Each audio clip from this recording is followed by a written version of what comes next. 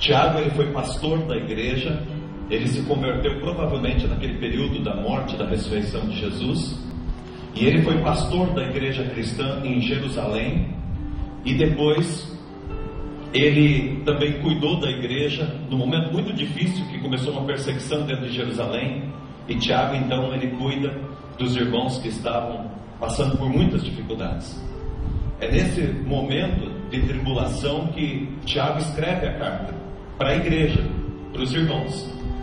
Uma das características que nós observamos nessa carta é que ela foi escrita para a igreja. Ela não foi escrita para os de fora, ela foi escrita para a igreja.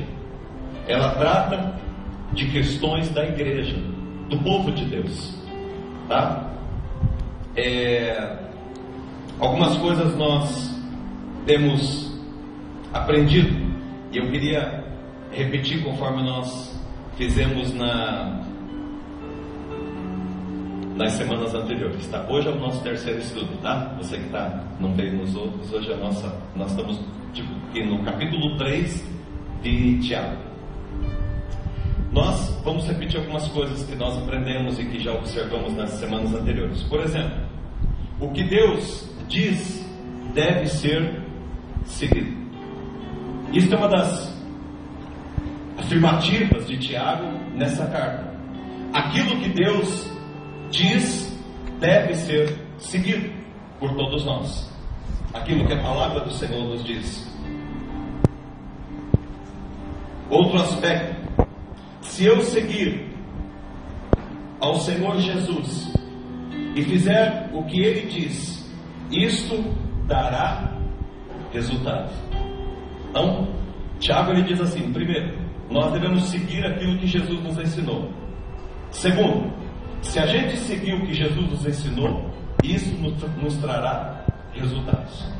Tá bom? Isso é uma das coisas que eu queria que você tivesse no teu coração. Por isso que a gente está repetindo toda semana isso, tá?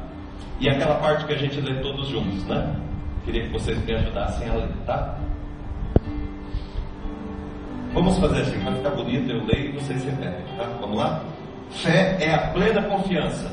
Fé é a plena confiança que Deus está vendo. Deus está vendo e agindo em qualquer circunstância da minha vida, e me levará aonde Ele quer. E onde Deus quer me levar nunca é um lugar de danos. Fé é o reconhecimento de que Deus está na situação na qual eu estou vivendo, e proverá a direção que eu preciso para lidar com esta situação de uma forma benéfica para mim e gloriosa para Ele. Amém? Amém. Nós aprendemos na primeira semana que fé não é sinônimo de uma vida sem provação, tá? Não é porque você é crente, porque você acredita em Jesus e acredita na palavra, que você não vai ter provas ou provações na tua vida. Todos nós passamos por provações. Elas são uma passagem necessária e elas são produtivas em nossa vida, tá? Na semana passada, no segundo estudo, nós aprendemos que a fé é sempre operosa, tá? A fé não é algo estagnado. Fé na vida cristã é algo que te move, é algo que te impulsiona. Um cristão de fé é um cristão que tem atitude. Um cristão de fé é um cristão que decide viver a palavra de Deus. Ele tem uma postura, ele tem uma atitude. A fé, ela é sempre operosa, ela não é estática, tá? Hoje, o tema da nossa ministração é: a fé se manifesta no uso das palavras, tá? Hoje o bicho vai pegar. Vamos dizer todos juntos? A fé se manifesta no uso das palavras. Está muito feio, vamos lá, de novo. A fé se manifesta no uso das palavras. Mais forte, agora bonito, agora para valer, tá? A fé se manifesta no uso das palavras. Amém. Abra sua Bíblia em Tiago, capítulo 3. Tiago, capítulo 3. E prepara o teu coração, tá? E vai começar. É a manifestação de desejo de um coração de dizer palavras que edificam, tá? E a gente vai estar falando bastante sobre isso nessa noite. Tiago, ele escreve da seguinte maneira, Tiago capítulo 3: Meus irmãos, não vos torneis muitos de vós mestres, sabendo que havemos de receber maior juízo, porque todos tropeçamos em muitas coisas. Se alguém não tropeça no falar, é perfeito varão, e capaz de refrear também o corpo. Ora, se pomos freio na boca dos cavalos para nos obedecerem, também lhes dirigimos o corpo inteiro. Observai igualmente os navios que, sendo tão grandes e batidos de rijos ventos, por um pequeníssimo leme são dirigidos para onde queira o impulso do timoreiro. Assim também a língua, pequeno órgão, se gaba de grandes coisas. Veja como uma fagulha põe brasas em tão grande selva. Ora, a língua é fogo, é mundo de iniquidade. A língua está situada entre os membros do nosso corpo e contamina o corpo inteiro. Não só põe em chamas toda a carreira da existência humana, como também é posta ela mesma em chama pelo inferno. Pois toda espécie de feras, de aves, de répteis, de seres marinhos se doma e se tem sido domada pelo gênero humano. A língua, porém, nenhum dos homens é capaz de domar. É mal incontido, carregada de veneno mortífero. Com ela bendizemos ao Senhor e Pai. Também com elas amaldiçoamos os homens feitos à imagem e semelhança de Deus. De uma só boca procede bênção e maldição. Meus irmãos, não é conveniente que estas coisas sejam assim. Acaso pode a fonte jorrar do mesmo lugar o que é doce e o que é amargoso? Acaso, meus irmãos, pode a figueira produzir azeitonas ou a videira figos? Tampouco fonte de água salgada pode dar água doce? Até aqui. Tá bom, né? Vamos lá. Tinha um rei, e esse rei, ele queria fazer uma festa. Ele era muito rico e ele chamou um cozinheiro muito famoso. E ele disse assim: você vai fazer uma comida para as pessoas que são importantes para mim. E eu quero que você faça uma comida com o que há de melhor no mundo. Eu quero que você faça uma comida cujo prato principal seja o que há de melhor nesse mundo. E ele então chamou os convidados, preparou a festa. E aquele cozinheiro foi pela cidade, pelos açougues, e comprou tudo de língua que ele achou. Tudo de língua que ele achou, ele comprou. E ele fez um jantar. Tudo foi feito com carne de língua. E o rei chamou ele e disse: por que você fez o jantar de língua? Aquele homem disse: porque o que há de mais extraordinário, o que há de mais magnífico na vida é a língua. Tudo bem. Na semana seguinte, aquele rei, ele ia fazer um jantar para o outro grupo, pessoas que ele não gostava. E ele então chamou aquele cozinheiro e disse: bom, eu quero que você faça um jantar para as pessoas que eu não gosto. Só que dessa vez eu quero que você faça diferente.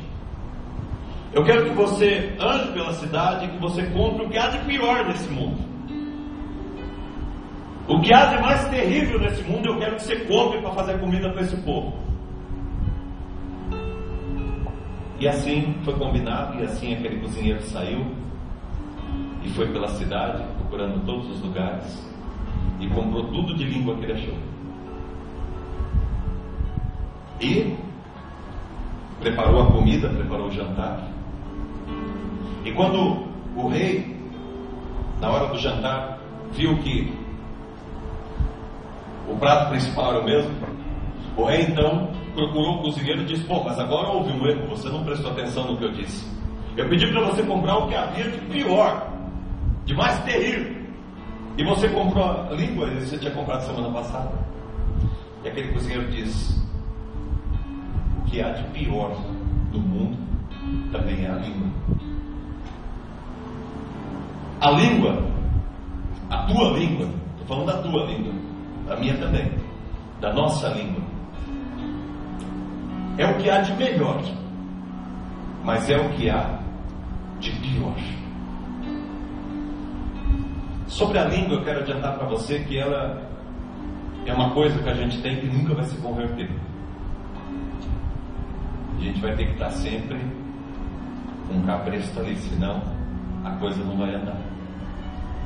E Tiago, ele trata desse problema, e a gente percebe que esse problema não é um problema que apareceu agora nos nossos dias. O problema da língua, de falar mal dos outros, de usar a língua de maneira errada, isso já vem de muito tempo. No começo da igreja cristã, nós já tínhamos o problema da língua solta, daqueles que falavam demais, daqueles que falavam insensatamente, daqueles que falavam sem nenhuma sabedoria, daqueles que falavam loucuras, daqueles que matavam com a língua.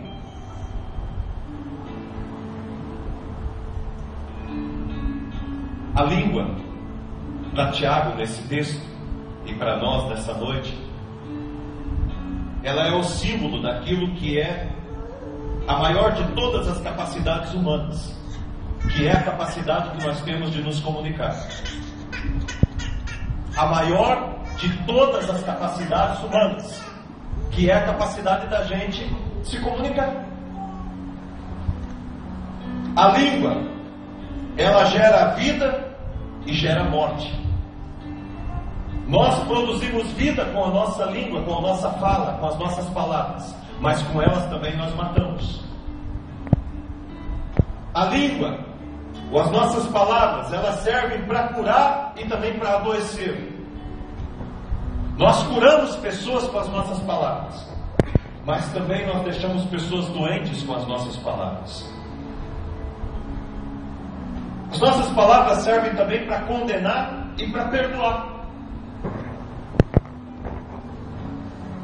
para mentir e para dizer a verdade,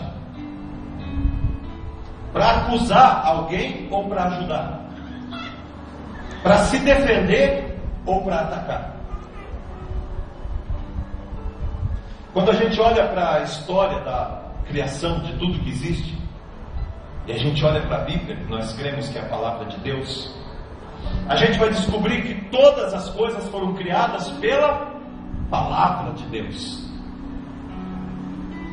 Só que foi pela palavra também que a humanidade foi enganada.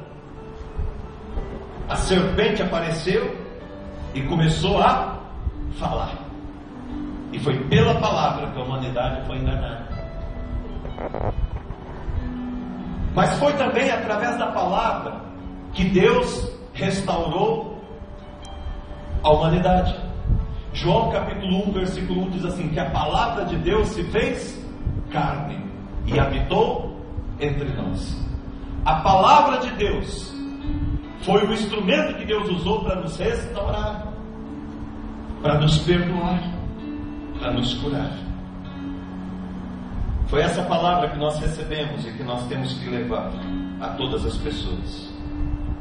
Agora olha aqui para mim, bem prático. Pela palavra, muitas pessoas já foram condenadas à morte, por uma palavra. Por uma palavra, muitos casamentos já foram desfeitos. Houveram palavras que levaram pessoas ao suicídio. Palavras que promoveram guerras. Palavras que destruíram raças inteiras.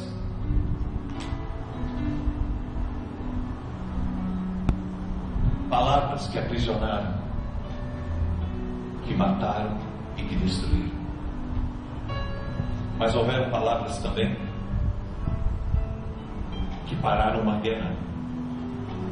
Houveram palavras que restauraram um casamento, que restauraram uma família. Houveram palavras que trouxeram cura para a humanidade e que abençoaram nações. Tudo por uma palavra. Irmãos, Tiago, ele começa esse texto dizendo o seguinte, no versículo 2 ele diz isso, que aquela pessoa, e com certeza não somos nenhum de nós que estamos aqui, aquela pessoa que consegue controlar a sua própria língua, ela tem todas as condições de ser perfeita. Quem de nós, quando conseguir controlar a sua língua, a sua boca, pode ser perfeito? Tem condições de ser uma pessoa perfeita. Porque, irmãos, nós temos condições de fazer muitas coisas, de crescer em muitas áreas, de fazer obras extraordinárias para Deus. Mas nós temos um problema enorme com a nossa língua. A nossa língua tem veneno. E quando a gente observa, a gente está falando de alguém, a gente está matando alguém, a gente está adoecendo alguém, a gente está jogando maldição no lugar. Quantos de nós, nesta semana, acho que todos nós, né? Não usamos a nossa língua de alguma maneira que não poderíamos usar, mas usamos.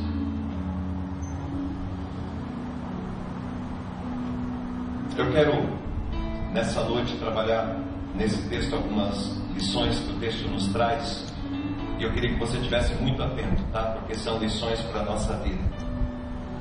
A primeira lição que eu queria deixar para abençoar o nosso coração é que a palavra que nós dizemos, ela produz direcionamento. Produz direcionamento. Vamos dizer todos juntos o que está escrito ali? A minha palavra produz direcionamento. Vamos dizer mais uma vez. A minha palavra produz direcionamento. O que significa isso? Olha aqui para mim. Aquilo que você diz dirige a sua vida e dirige a vida das pessoas que estão próximas de você. E é isso que o texto bíblico está dizendo. Tiago, ele escreve para a igreja, ele diz assim, que para você dirigir o cavalo, para você conduzir o cavalo, você tem que pôr freio na boca, e é ali que você dirige. Ele diz que um grande navio, ele é conduzido pelo leme, e ele combate o leme, a nossa língua. E a nossa língua é que vai dirigindo toda a nossa vida, toda a nossa boca. Eu acho interessante a gente pensar no nosso falar como uma semeadura. Nós estamos semeando com as nossas palavras. Mas uma das coisas que eu tenho aprendido é que a gente colhe coisas que nós não semeamos, mas nós colhemos tudo que nós semeamos. Quando eu falo uma palavra de maldição para alguém, de alguma maneira eu vou colher aquilo também. Eu não estou apenas profetizando, ou direcionando, ou determinando sobre a vida de alguém aquela palavra que eu estou dizendo, mas eu estou também fazendo aquilo sobre a minha própria vida. Você já viu alguém que fala abertamente da vida dos outros feliz, bem sucedido? Não existe, não existe. Nós precisamos colocar a nossa língua diante de Deus todos os dias e pedir a graça de Deus. E aqui eu quero dizer essas duas coisas para você. Primeiro, nós vamos receber de volta toda palavra que sai da nossa boca. Nós vamos receber de volta toda palavra que sai da nossa boca. Quando eu estou falando alguma coisa para o Luciano, aquilo que eu estou falando para ele, eu estou falando também para mim. Se eu estou amaldiçoando meu irmão ou qualquer pessoa, isso também retorna para mim, porque aquilo que eu semeio, eu vou colher. Segundo, onde você está, tem gente querendo semear no teu coração. Só tem um tipo de mata que não pega fogo, é aquela que está molhada. Então, seja um mato molhado quando alguém vir falar de alguém para você. Não deixa pegar fogo. Mata no ninho. Não permita que as pessoas usem o teu ouvido como pinico para falar mal de outra pessoa. Não compartilhe do falar mal de outra pessoa. Sabe, uma das coisas mais terríveis que existe na vida do ser humano, dos seus relacionamentos, é essa nossa teimosia em falar da vida do outro, em se envolver com a vida do outro. E a gente ainda tem a ousadia de querer dizer que a gente está querendo ajudar, né? Eu não estou querendo só ajudar. Não estamos querendo ajudar, nós estamos querendo matar a pessoa. Nós estamos querendo fazer mal para a pessoa. Porque se você quer ajudar, você não fala, você ora por ela. Ou você procura a pessoa num lugar onde ninguém está vendo e você coloca aquela questão para a pessoa. Você não vai usar para disseminar, para propagar, para anunciar, para difamar a pessoa em público, em qualquer lugar. Seja alguém da sua própria família. Tem gente que faz com o seu marido, tem gente que faz com a sua esposa, tem gente que faz com o seu filho, tem gente que faz com o seu pai, com a sua mãe. Sai falando mal do outro. Nós não temos esse direito de falar mal de ninguém. Nós não podemos falar mal de ninguém. Nenhum de nós tem o direito de ser juiz na vida de ninguém. Se você não pode ajudar, você também não tem o direito. Deus não te deu a liberdade de você falar mal de ninguém. Tem irmãos na igreja que falam mal de irmãos da igreja. Ou não tem? Vocês estão olhando para um deles. Estão olhando para um deles. Eu falo mal de vocês mesmo. Irmãos, às vezes eu pego, depois eu peço perdão para Deus. Mas eu já quantas vezes me peguei falando mal? Entendeu? Não quero ser hipócrita não, irmão. Vai dizer que você não usa a tua boca como porta-voz do inferno. Deus está querendo trabalhar no nosso coração, mas a gente precisa entender que nós temos que usar a nossa boca, os nossos lábios para ser bênção, para ser instrumento da graça de Deus, e não para ser porta-voz do inferno. Aquela palavra que você fala, ela produz direcionamento. O camarada está infeliz no casamento e ele fala do casamento e fala da esposa, e mete o pau na esposa, e mete o pau no filho, e mete o pau na casa, e mete o pau na vizinha, e mete o pau no cachorro. Mas ele está falando, ele está reproduzindo isso, vai continuar acontecendo.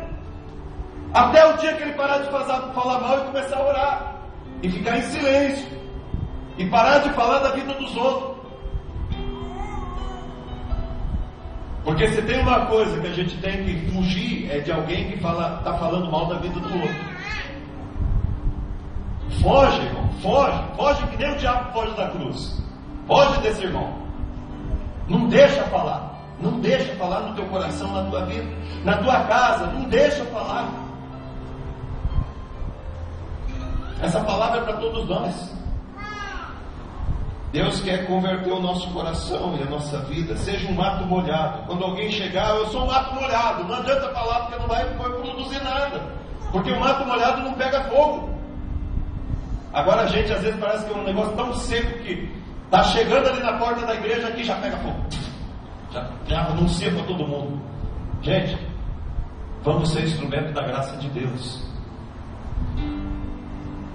A nossa boca foi nos dada por Deus para a gente abençoar, para a gente ser um instrumento da graça dele. Provérbios 13:13 diz assim, 13:3: o que guarda a boca conserva a sua alma, o que muito abre a sua boca, os seus lábios, a si mesmo se arruína.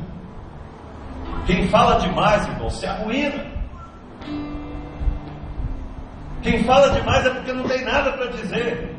E aí tem que ficar falando.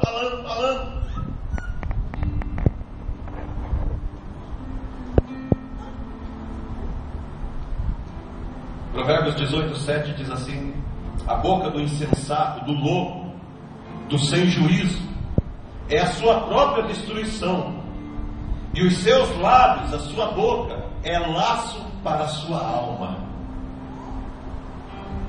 Às vezes nós estamos armando um laço para a nossa própria alma com as nossas palavras.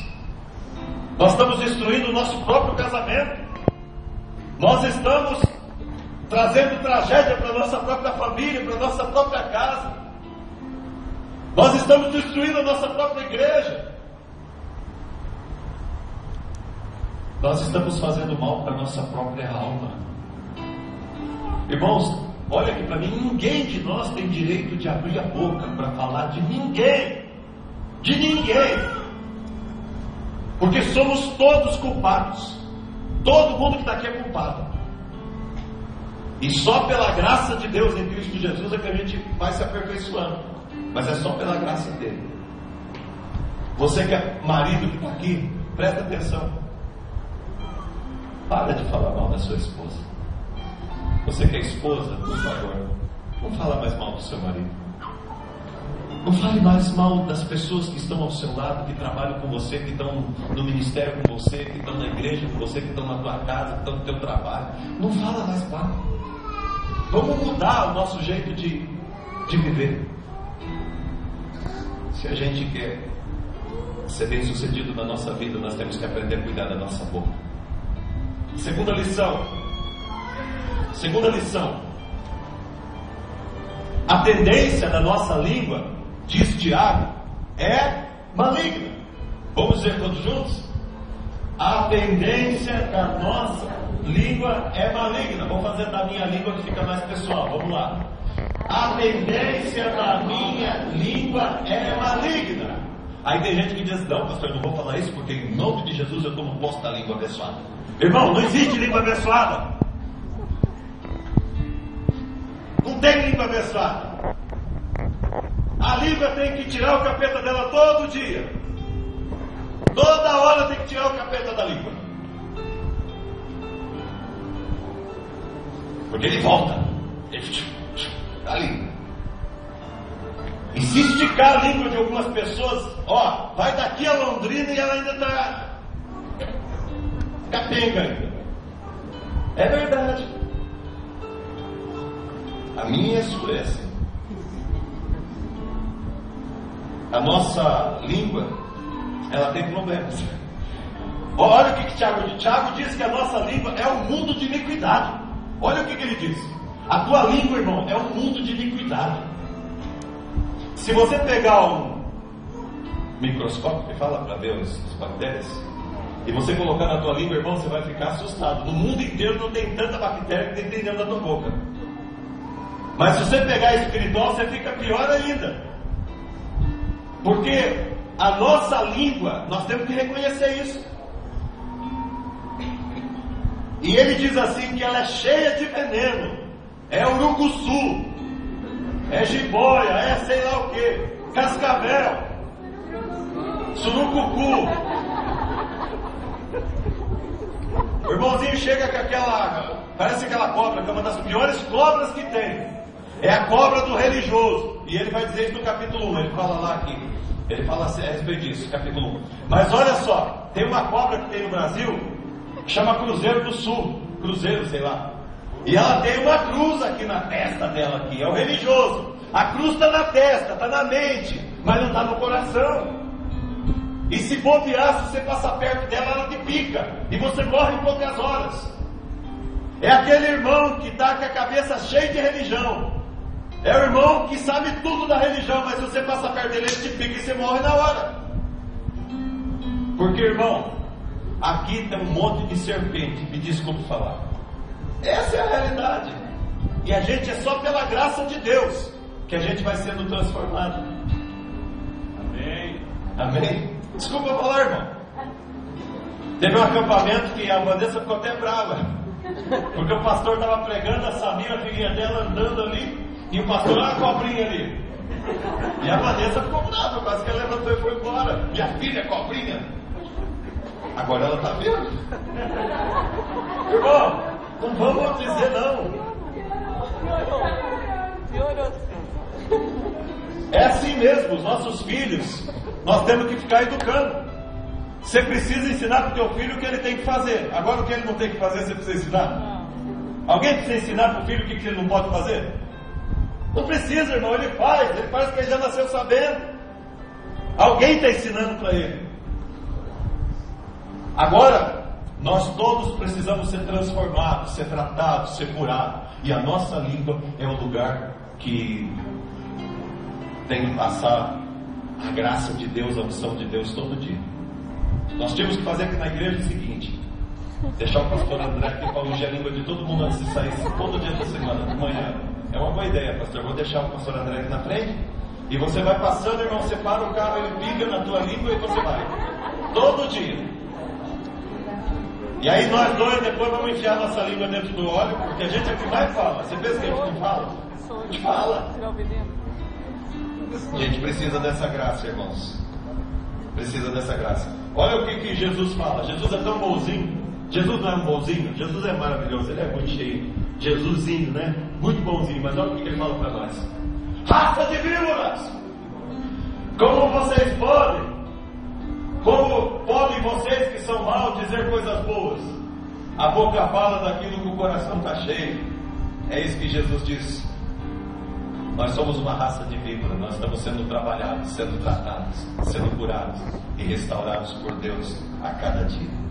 Tem uma frase que diz assim: se você deseja conhecer a mente de um homem, ouça as suas palavras. Se você deseja conhecer a mente de alguém, escute as suas palavras, sua maneira de falar, de que maneira que ele se porta com as suas palavras.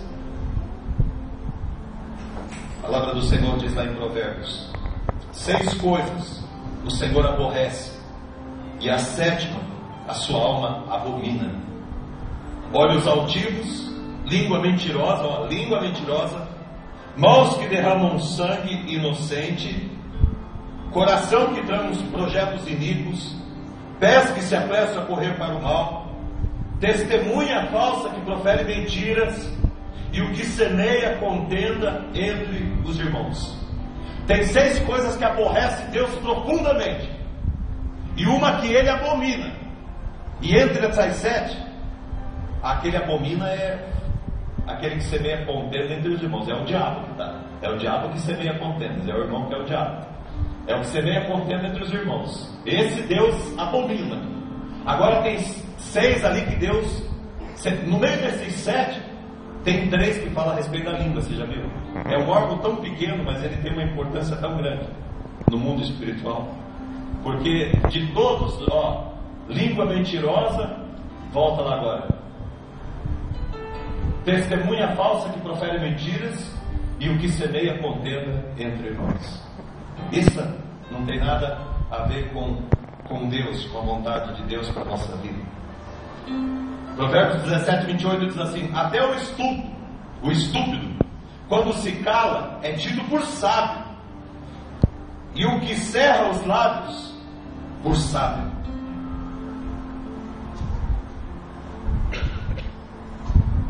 Quando vou dar uma dica para vocês, quando vocês estiverem num lugar, não falem muito, né? Porque as pessoas olham para aquelas pessoas que falam menos e dizem: essa pessoa é muito sábia.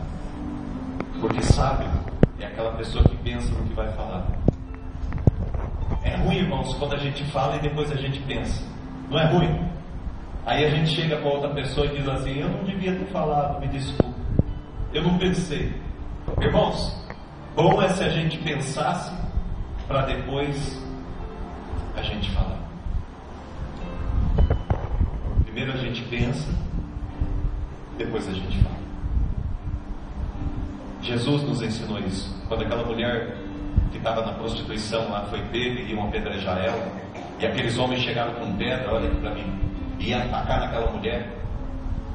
Jesus estava ali diante daquela situação, e os religiosos perguntam para Jesus assim: mestre, essa mulher foi apanhada em flagrante adultério. Na lei de Moisés diz que é para a gente atacar pedra até ela ficar quebradinha. O que o Senhor diz? Porque o Senhor está falando de amor. O que o Senhor diz? A gente apedreja ou a gente ama essa mulher? Eles estavam querendo colocar Jesus numa situação difícil. Se fosse eu já ia responder na hora. Errado, mas já ia responder, já ia argumentar. Jesus fez diferente. O que Jesus fez? Se inclinou, pegou uma vareta, começou a escrever no chão, esperou. Depois que ele repôs, porque ele ficou nervoso na hora, quase que ele pegou uma pedra e tacou nos caras. Mas depois que ele pensou, que ele refletiu, ele respondeu corretamente. Ele disse assim: bom, aquele que dentre vós não tiver pecado, que atire a primeira pedra. Que resposta sábia! A resposta sábia só pode sair da mente de alguém que pensou antes de falar. Se você quer ser conhecido como um sábio, pense antes de falar. Você vai diminuir 80% do que você está falando, mas você vai ter uma vida de maior qualidade, e as pessoas que estão perto de você principalmente. Alguém disse assim: tome cuidado para que sua língua não corte o seu pescoço, né? Tome cuidado para que a sua língua não corte o seu pescoço, tá? A língua é que vai dirigir a tua vida, em primeiro lugar. A língua é que dirige a nossa vida. Segundo lugar, a nossa língua, a gente tem muita dificuldade com ela, porque ela tem alguma coisa ali que fica puxando ela para baixo. Terceiro, a língua pode ser também uma fonte de vida. Aleluia, graças a Deus, né? Vamos dizer todos juntos? A língua pode ser uma fonte de vida. Vamos dizer novamente? A língua pode ser uma fonte de vida. E é isso que Tiago diz. A mesma fonte que sai água salgada, pode também sair água doce. Significa que a tua língua, mesmo que ela seja inclinada para falar mal do outro, para falar coisas ruins, para amaldiçoar, mesmo que a tua língua seja inclinada para o mal, mas ela pode ser disciplinada para o bem. Ela pode ser instrumento de Deus. Obrigado. Ela pode ser instrumento da graça e da misericórdia do Senhor. Aprendi uma história uma vez e eu queria contar para vocês. Tinha um rapaz que morava numa vila. Era espécie de era um lugar muito simples. E ele morava naquele lugar. E ele era uma pessoa muito amiga de todo mundo. Ajudava as pessoas. Era uma pessoa muito boa. Mas tinha um rapaz naquela cidade que não gostava dele. E esse rapaz, ele tinha um pouco de ciúme, um pouco de inveja, um pouco de tudo. E ele ficava tentando achar alguma coisa errada daquele menino para falar, para contar para todo mundo. Ele queria que a história daquele menino não acabasse tão bem. Chegou um dia que ele decidiu inventar uma história. E ele criou uma história. E ele disse a uma moça, e disse a outra pessoa, e disse a outra pessoa. E aquilo foi tomando conta do lugar onde eles moravam, aquela história. E aquela mentira passou então a ser vista como algo que poderia ser uma verdade.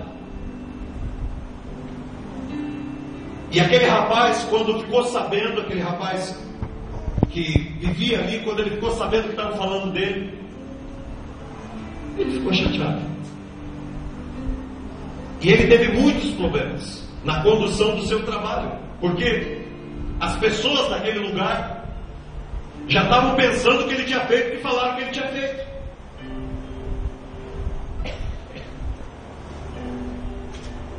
Passou um tempo, aquilo ali atrapalhou muito a vida dele e a família dele.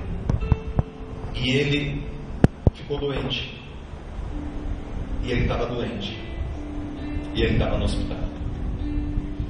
Quando ele estava no hospital, aquele rapaz que tinha falado dele começou a brotar um arrependimento no coração dele. E ele foi conversar com alguém e disse: olha, aconteceu isso, isso, isso. Aquela pessoa, uma senhora, orientou ele e falou: olha, você tem que pedir perdão do que você fez. E ele decidiu pedir perdão do que ele tinha feito, de ter usado a língua dele daquela maneira.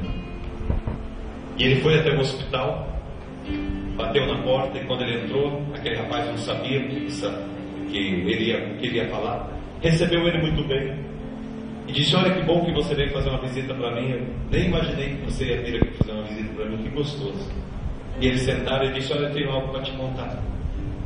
E ele então abriu o coração, chorou muito e disse: olha, eu estou arrependido e eu fiz isso contra você, e agora tomou toda essa proporção e te atrapalhou de tal maneira que a tua vida virou tudo isso que virou. E eu queria que você me perdoasse. Aquele rapaz que estava na cama falou assim: olha, eu te perdoo. Eu te perdoo. Mas eu queria que você fizesse uma coisa, se você pudesse. Ele disse: o quê? Ele disse: olha, eu quero que você faça, mas não é para você fazer para mim. Eu queria que você fizesse isso por você. Não, tudo bem, eu faço. Pode falar que eu faço. Você vai pegar esse travesseiro que está aqui. Tinha um travesseiro de pena na cama que estava ao lado no hospital. E ele diz: você vai pegar esse travesseiro e você vai subir o lugar onde nós moramos. E quando você chegar lá no ponto mais alto, eu quero que você abra o seu travesseiro. Esse travesseiro que você vai estar levando, você vai abrir e vai chacoalhar até que a última pena saia de dentro do travesseiro.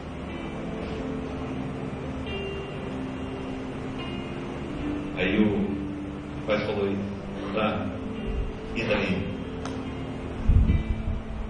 Daí você vai contar até 10 e você vai descer com o travesseiro e você vai colocar de volta todas as penas dentro do travesseiro. rapaz olhou para ele e falou: mas é impossível colocar todas as penas dentro do travesseiro. Ele respondeu: também é impossível compensar todo o dano que a gente faz quando a gente fala da vida de alguém, ou quando a gente faz mal para alguém. Nós podemos até pedir perdão, mas nós não podemos recuperar todas as penas que correram por todos os lugares. Eu queria que você refletisse sobre isso, para você entender a responsabilidade daquilo que você fala. Porque o que eu falo para o Lu fala para a Bruna fala para a Ivone fala para a Márcia fala para o Mauro fala para o Adenilson fala para o Juliano fala para a Nani fala para mim. E quando chega em mim, irmão, já não é nem a mesma história. Porque a gente tem uma coisa, um agravante. A gente sempre aumenta um ponto, né? Que nem diz a Ivone sempre diz o seguinte: a gente sempre aumenta um ponto. Vai colocando uma vírgula ali, né?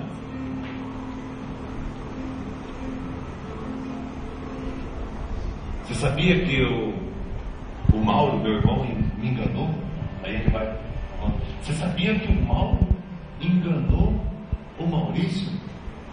E olha, não enganou e não foi a primeira vez, não. Mas essa parte eu não tinha falado. Só que é assim. Aí a Paula vai conversar com a Simone: Simone, você sabia que o Mauro enganou o Maurício? E não foi a primeira vez. Olha, e ele não enganou só o Maurício, não. Tem muito mais gente que ele enganou.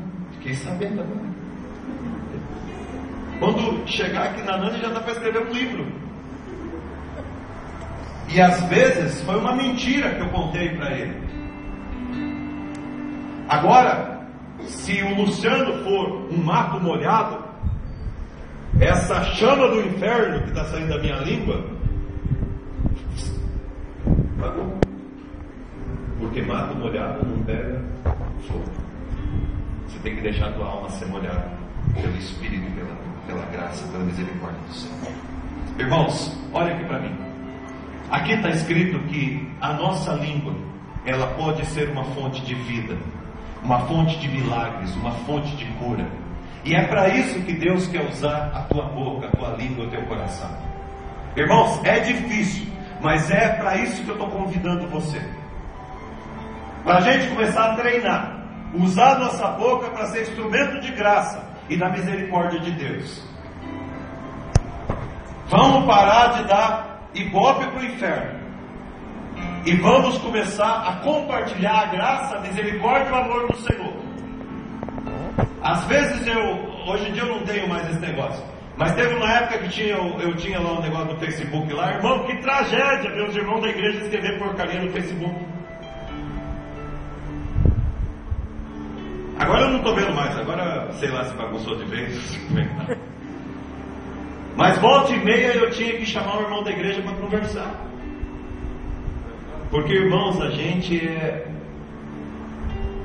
Meu Deus, é só a graça, né? Só a graça de Deus. Viemos aqui cantar, viemos tocar, sem nenhuma responsabilidade, sem nenhum compromisso com Deus. Viemos aqui pregar, cuidar da porta, ficar na recepção, dar aula para as crianças, sem nenhuma responsabilidade com Deus. Viemos para a igreja, sentamos no nosso banco para assistir o culto, sem nenhuma responsabilidade com Deus, sem nenhum compromisso, sem nenhuma dor, sabe? Anseio na alma de que a coisa seja feita com excelência, de que Deus seja glorificado, sem nenhum temor, sem nenhum tremor diante de Deus. Sabe? O diabo, ele não zomba de Deus, ele treme diante de Deus. Se a luz chega, ele sai correndo. Mas nós, irmãos, às vezes chegamos diante de Deus ainda com a cara de pau e não temos medo nenhum. Estou aqui, pronto, acabou. Vou tocar, vou cantar, vou pregar e pronto. E Deus está aqui, o Senhor dos Senhores, o Rei dos Reis. A gente deveria tirar o sapato para entrar. Estou dizendo isso da nossa alma, sabe? Da gente limpar o nosso coração quando a gente entra na casa de Deus, para juntos celebrarmos e adorarmos o nosso Rei. Pedir perdão da nossa boca, da nossa língua. Não quero ser hipócrita com vocês, não, irmão. Talvez algum irmão que ficou decepcionado com o pastor aqui. Como é que eu vou ficar na igreja de um pastor que fala mal da vida do outro? Né? Irmão, não precisa, pelo menos fica na igreja de um pastor que está sendo sincero com você. Porque todos os pastores falam mal. Todos nós somos gente. Todos nós somos ser humano. Nós estamos aqui caminhando um com o outro, tentando ajudar um ao outro. Olha só, homens sábios falam porque tem algo a dizer. Os tolos porque gostariam de dizer alguma coisa. Quando palavras são raras, elas não devem ser gastas em vão. Fale no tempo certo, fale na hora certa. Deixa Deus usar a tua língua de maneira abençoada. 1 Coríntios 13:1. Ainda que eu fale a língua dos homens e dos anjos, se eu não tiver amor, irmãos, se você não tiver amor nessa tua fala, não fale.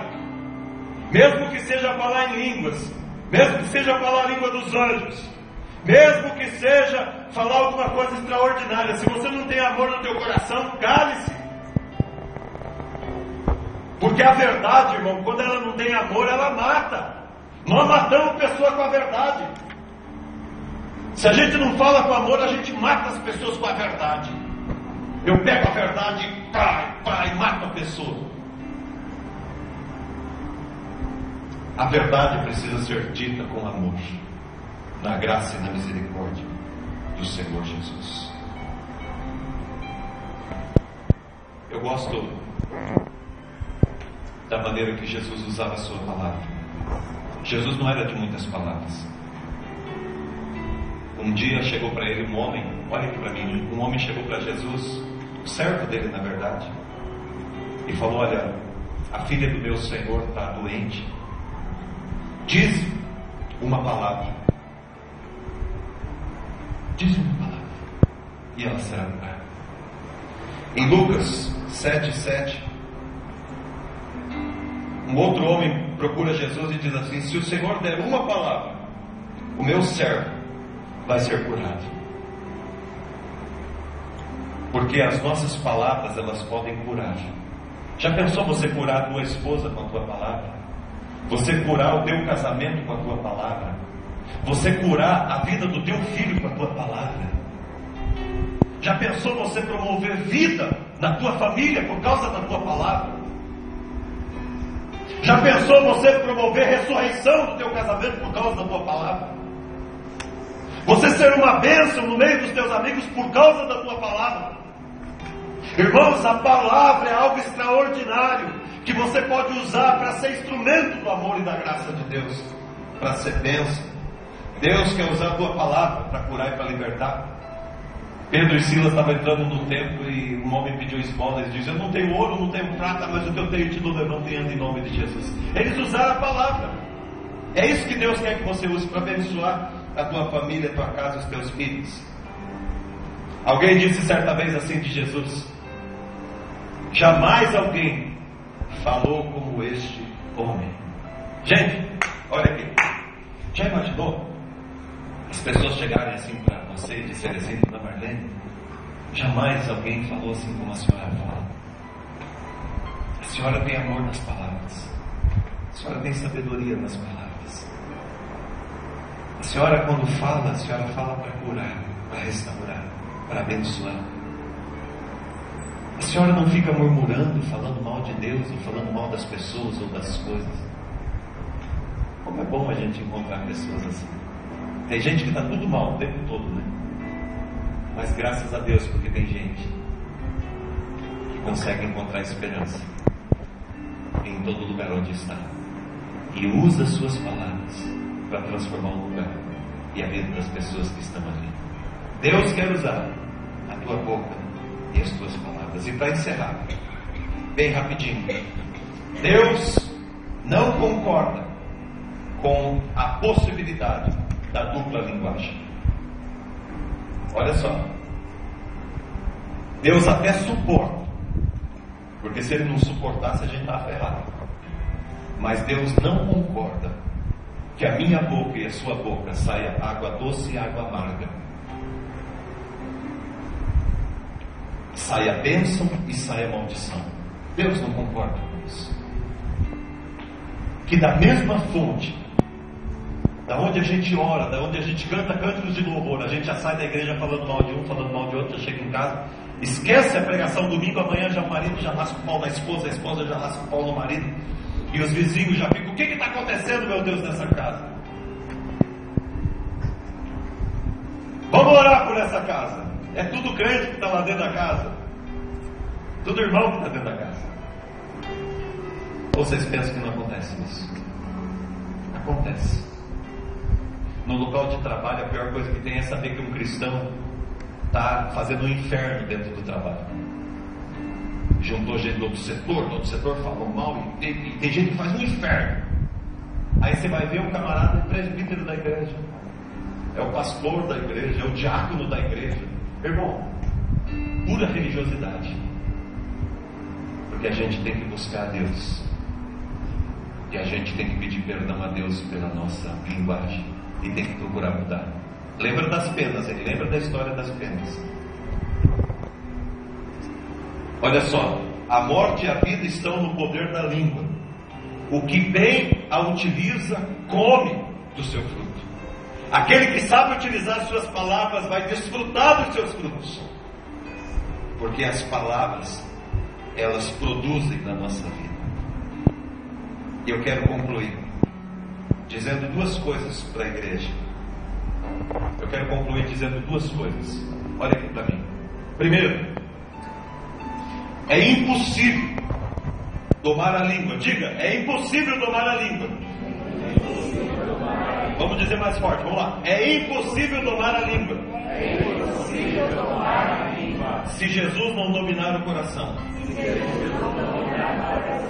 Irmãos, se não for Jesus, vai ser complicado. Peça para que Jesus te ajude, mas se empenhe, porque Jesus não vai fazer o que de esforço não sair do teu coração.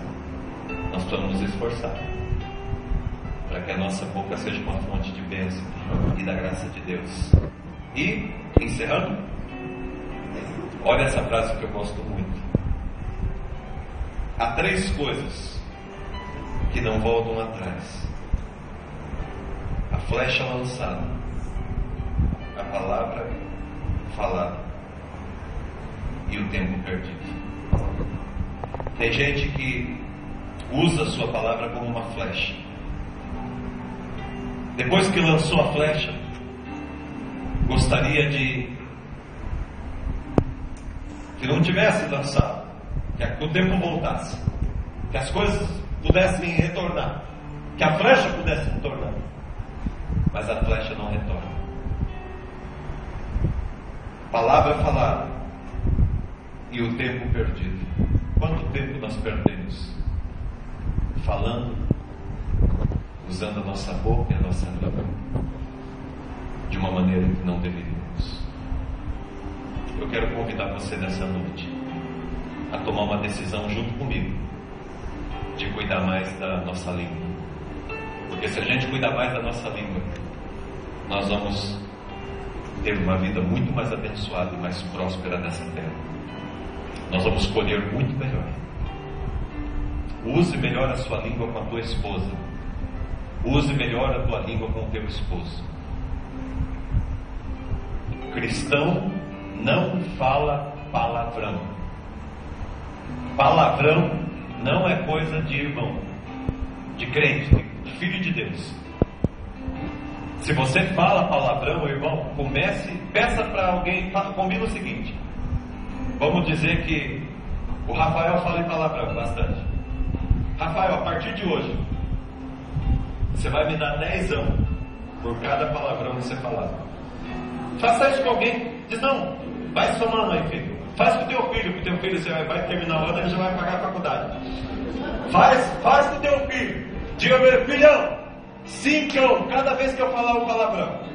Fala com a tua esposa: olha, um sapato novo cada vez que eu falar palavrão.